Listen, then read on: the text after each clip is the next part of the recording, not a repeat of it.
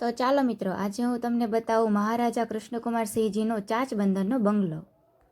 1945માં જ્યારે મહારાજા કૃષ્ણકુમારસિંહજી રાજ કરતા હતા ત્યારે બનાવવામાં આવેલું છે, જે વિજય મહેલ તરીકે પણ ઓળખાય છે.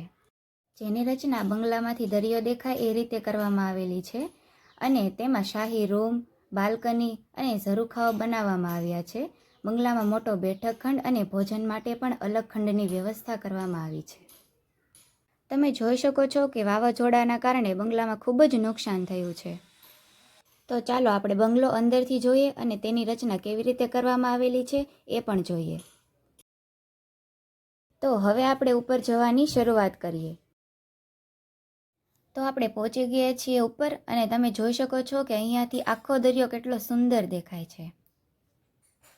ઋતુ પણ ચોમાસાની છે અને વાતાવરણ ખૂબ જ હરિયાળું છે.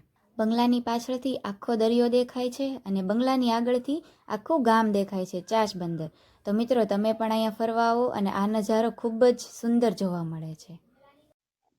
રાજાના રૂમ, બાથરૂમ, બાલ્કની અને રસોઈ ઘર પણ આપણે જોયું. આ છે બંગલા તરફ આવવાનો કાચો રસ્તો અને અહીંયા તો કેટલા બધા રૂમ છે, હું તો જોઈને થાકી ગઈ અને બીક પણ લાગે એવું છે અને અહીંયા ખૂબ જ બધું બંજર અવસ્થામાં છે. તો તમે પણ અહીંયા આવજો અને આવા સુંદર વાતાવરણનો લાભ ઉઠાવજો. જો તમને મારો વિડીયો ગમ્યો હોય તો વિડીયોને લાઈક, કોમેન્ટ, શેર કરો અને મારી ચેનલને સબસ્ક્રાઈબ કરો.